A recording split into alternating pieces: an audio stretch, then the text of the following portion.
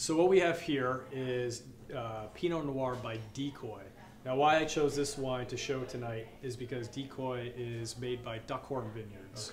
Okay. Duckhorn is a higher-end Napa Valley winery, Napa Valley-based winery. They make wines typically that sell for $50 and up, so not the type of wine that most people are going out and buying every day. Now, the Pinot Noir, is that an entry-level red we should be looking at if we want to start dabbling into the reds? Well, I think so. I recommend Pinot Noir. If someone wants a red wine and they don't know what they're looking for, I recommend Pinot Noir because it's the softest of the reds, but it's still a red wine. Is it softer than the Merlots? Or? Yes, Pinot Noir is the softest of the wines. I could go into the reasons why, but that would start to get very specific. I believe it.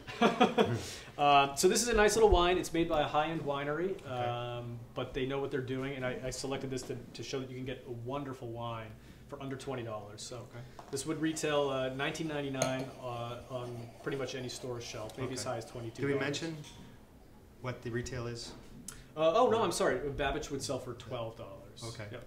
Around 11 to 13. But so affordable, definitely affordable. Yeah. For something and to try out and maybe do some experimenting with your pairings and such. Yeah. Yeah, that's a good idea. Yep. My general rule of thumb is unless you know what you're doing, $20 or under. Yep.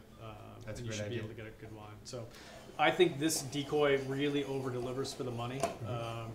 So again, the reason I chose it is because it's affordable, it's soft, it's drinkable, and it's interesting to note because if you want to learn a little bit about wine right now, it's Sonoma County. Okay. So some people wonder what's the difference between Napa and Sonoma. Yep.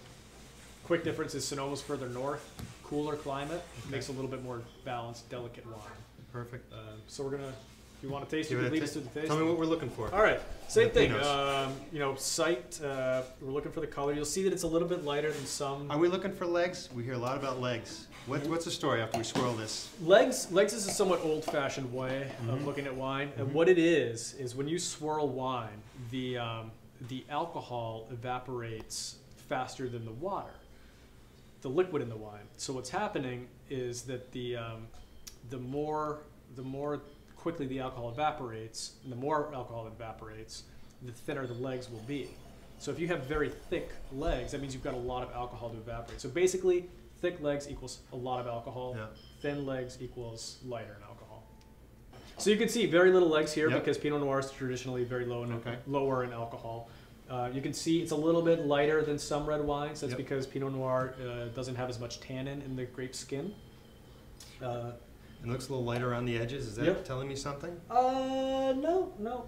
That's just I think that's called the rim. It's just a little bit of the water that collects around the rim. Okay. So we've taken a look. Take aerate that because clearly you want to drink it, and take a smell. Now you skipped rule number 2. Yeah, you jumped right in. I couldn't wait. Jump right in. It does smell very good. When I stick my nose into a glass of wine, then the fruit is just forcing its way in. It is. It's a natural. It is. And you know what it is? It's a sign of a good wine because it smells so good you want to drink it. I just want to try it out. I get a good noseful. Yeah, it smells like nice big cherries and sweet candied fruit, really soft and appealing. I'm sorry, I'll go back to the nose. All right, give it its due. It smells good. It smells very good. Now we can drink it. Okay, I got the go ahead. I'm rounding third.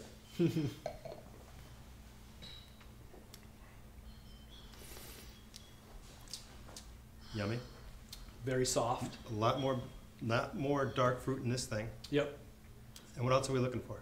Just whether or not you like it. And it finishes. It finishes. Let's talk about the finish a little bit. Finish to me, it's how smooth is it really? Like when you have that in your mouth and then you swallow, do you get a burn? Do you get a pucker? Does something particular stand out more than others? If it finishes smoothly and you don't feel like your mouth is burning or you have a bad sensation or taste, it's a good finish. Yes, it's a nice wine. Yeah, definitely. Now, what would pair with this?